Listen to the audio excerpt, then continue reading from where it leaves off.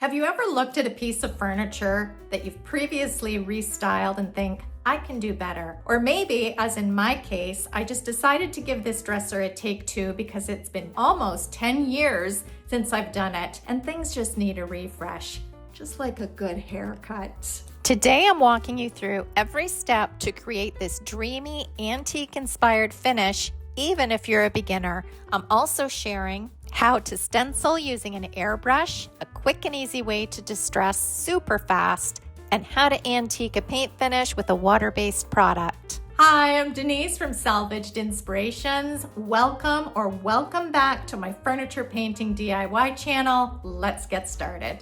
Here's the vintage Tallboy dresser I started with. I created this weather paint finish back in 2017, and I used this dresser and mirror in my bedroom for many years. It served me really well, but then I switched up my dresser and it's been sitting in storage ever since. I believe this piece is from around the 1930s. It's solid wood piece with great bones. The bottom drawer was a little wonky from years of use. And it took a little bit of a beating over the years of loving on it and being in storage. But overall, great shape and nothing I can't fix up. And that's the beauty of old wood furniture. It can be recreated, restyled, and reinvented over and over and over again. I started this makeover by removing all the hardware.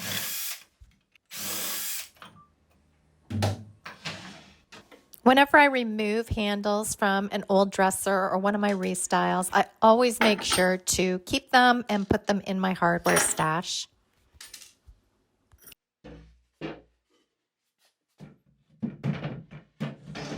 Now it was time for the drawer repair. It did not fully close. One side was higher than the other. And this isn't uncommon for older pieces like this. They sit on wood rails, and over the years, with so much use, sometimes they go a little wonky. In this case, it was that a whole piece of wood was missing off the bottom and therefore made the drawer sit all uneven. I grabbed a salvaged drawer track from my inventory. You can also buy these guides, slides, and tracks online in wood and or metal, but I like salvaging them from the old drawers from my past makeovers. Then I keep them in my inventory for situations exactly like this. I just made sure that the drawer slide was the proper height and length, and before doing a glue up, I tested it. I added some green painter's tape just to hold it in place and then slid the drawer back in to make sure that it was all level and even. Once I knew this track was the perfect fit, I went ahead and added some wood glue, made sure it was perfectly square with the drawer, and then clamped it in place. I also hammered in some trim nails. I left it to dry for a few hours and then retested it in the dresser. Perfect. To fill the hardware holes, I use this wood epoxy, and it's a two-part system. You take equal amounts out of each jar, and then you mix it together by hand, and it just feels like a plasticine or a putty in your hand. It's very, very easy to mix. It dries super hard. It is drillable, just like Bondo, which you guys all know. I'm a huge fan of Bondo, all-purpose Bondo putty. But the one benefit this does have is there is no odor. Bondo has a very, very strong odor. You need good ventilation when using it. And this past winter, when it was frigid cold, like feeling minus 20 here in the greater Toronto area, I did not want to open my windows for ventilation. So this was a perfect alternative. And it's always good to have a few different things on hand in your inventory that you can use. This just gets pressed into the old hardware holes using my finger. And then I clean it up a little bit using a plastic putty knife. I started by giving this dresser a really good cleaning.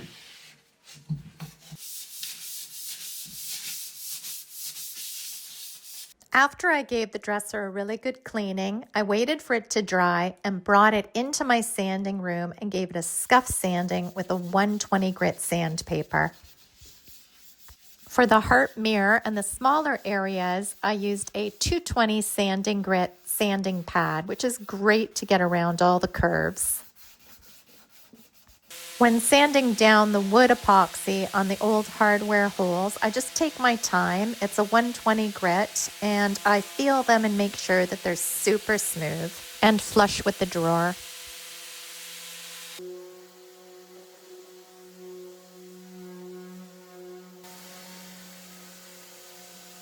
After all the drawers were sanded super smooth, the dust was removed,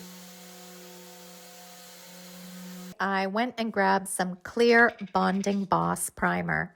I added it to a paper plate, and using my 4-inch foam roller, I applied it to the dresser.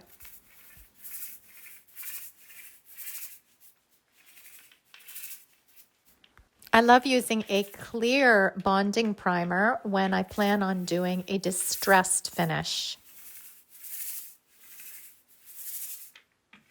This is so when I sand through, it'll sand right through to down to the wood, and no white or gray primer will show through. This primer goes on with a bit of a milky hue, so you can see exactly where you're applying it, but it dries 100% clear. Now it's time for color.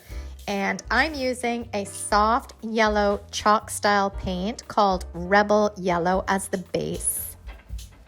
I'm using my 2-inch angled brush to get into all the details, and it's a beautiful brush to use. It's very comfy in my hand and paints a smooth, nice finish, and I've had it for years. So if you're in the market for a new paintbrush and you want a quality one, I will leave a link to all the products I'm using in the description box down below. And what a fun color to paint with. It's just like a ray of sunshine. Here you can see that I'm painting it onto the drawers, but I'm not being overly precious or particular about it because this is going to be an antiqued vintage paint finish, so it doesn't have to be perfect. But just look how beautiful that looks. I took my time and worked my way around this dresser, painting all the drawers, the mirror, and the body of this piece.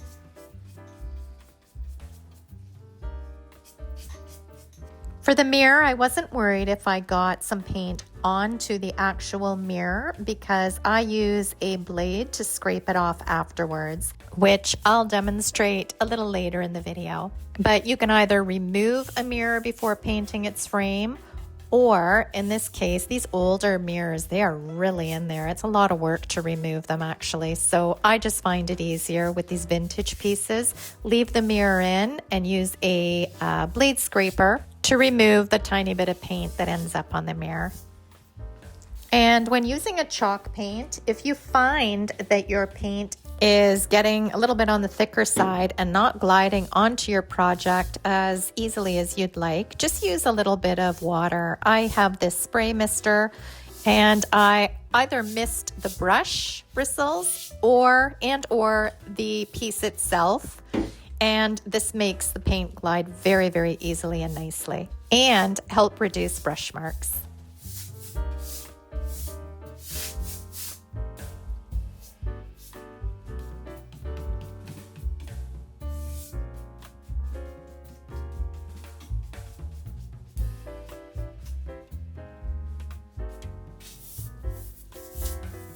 Once I had the entire dresser painted in this Rebel Yellow base color, I let everything dry overnight.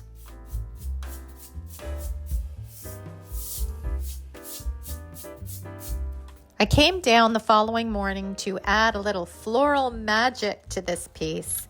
And to do this, I used a rose silkscreen stencil.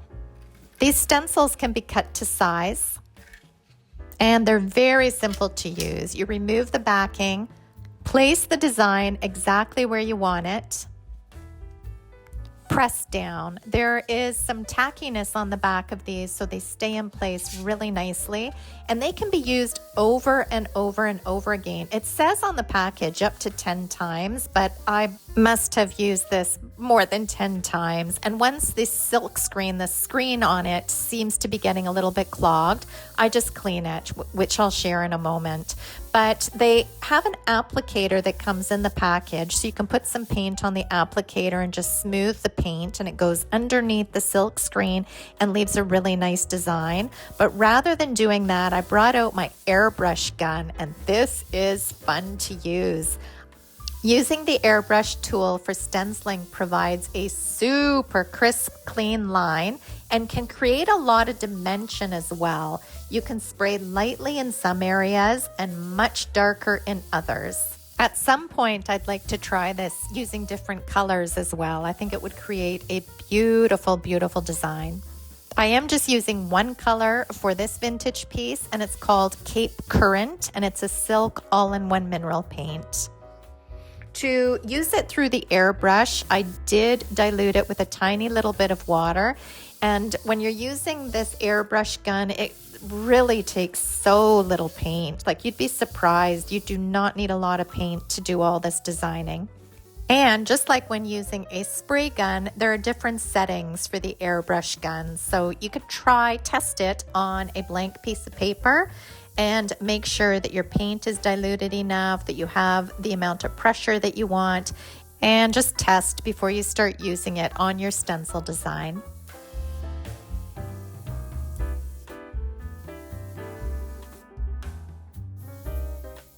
After using the silk screen stencil and repositioning it a good few times, you may notice that the silk screen does require a little more paint to get a nice crisp line.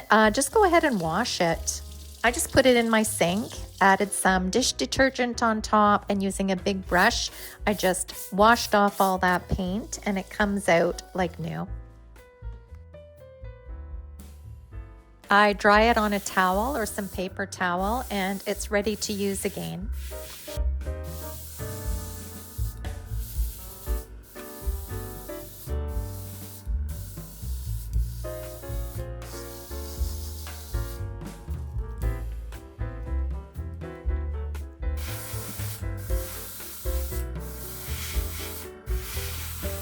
Once I had the drawers, the body, and the mirror all stenciled, it was time to distress. And after you put in a good few hours of stenciling a piece, I will admit this is a little scary. So I took a sanding sponge, 220 sanding sponge, to the mirror and started sanding back this rose design. Now, last week I did my orange little table, and originally I had wanted to do the vintage design and distress design on that, because after my trip to Portugal, I saw so many beautiful distressed tiles, flooring, painted furniture, buildings. They were just beautiful. I was very, very inspired. But I ended up switching gears on last week's project and decided just to go a solid color. So I wasn't going to do it this week. But having said that, you could just leave this as is. Just do a base color, do the stencil, top coat, and call it a day. And it would look beautiful as is, but a totally different look than the one I'm going to be sharing. This time I was going to stick to my original vision and create an old world finish. After hand sanding the mirror, I thought, no, this is just taking way too long. So a very easy way to distress your piece is to use an orbital sander. I brought it into my sanding room, and using a 120 grit sandpaper, I just went at the finish, and I wanted some wood showing through. I wanted the stencil to be darker in some areas and barely visible in others, just to really have it a fade out. And the orbital sander will eat through that really quickly. Now for some antiquing. I took some charred hickory water-based stain and an inexpensive chip brush. I added it to the mirror, brushed it on, and then using a shop cloth, wiped it back and dabbed at it. And right here, right now, look at this. I've just added 100 years to this piece. So exciting. I used to do a lot of vintage pieces, and I don't do them quite as often anymore, but I have to say I still love them just as much to this day, and it's a really fun finish to do.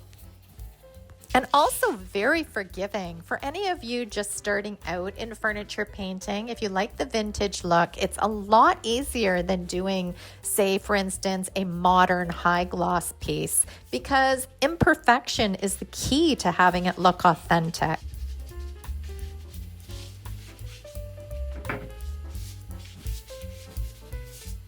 Once I finished staining and antiquing the mirror, I went ahead and sanded the rest of the dresser, including the drawers and the body, making sure to distress those edges, especially where there would be more use and where the wood would start peeking through.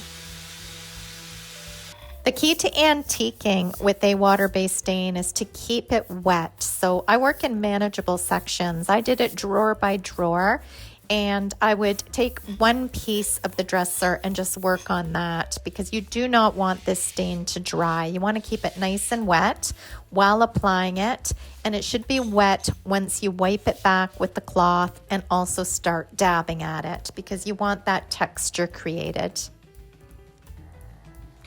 And check out the difference. I mean, it's really night and day.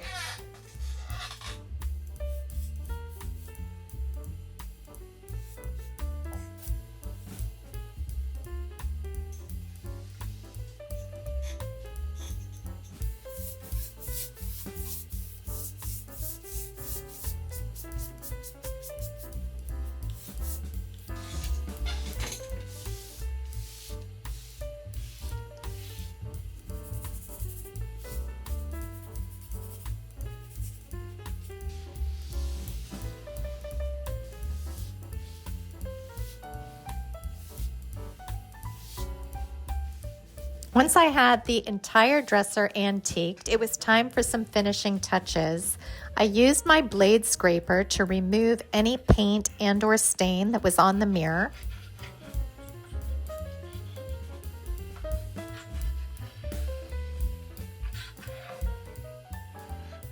Then gave it a really good cleaning with some Windex. To protect this patina finish, I use this easy peasy spray on wax. And I opted for this wax because I didn't want any sheen to this aged look. And this really is easy peasy to use. You spray it on and then you wipe it off. And I used a soft lint-free cloth, but I've also used a shop towel, paper towel, and you can wait up to 15 minutes before wiping it back, but I prefer just to spray and wipe without any wait time. You can also create a small sheen with this wax if you buff it out, but again, for this finish, this antique finish, I did not want any shine to it whatsoever. And for the final detail, I added these antique bronze teardrop pulls, and I think it just finishes off this vintage vibe perfectly. So just as a reminder, here's the before.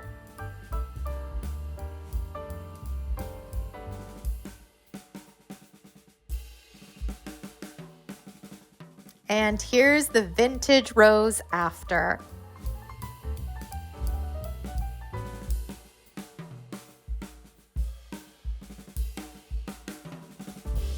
So I'd love to hear what you think of take 2 on this dresser. Do you like it before with the farmhouse finish or this one? You can leave me a comment down below because I always appreciate your input and I love hearing from you.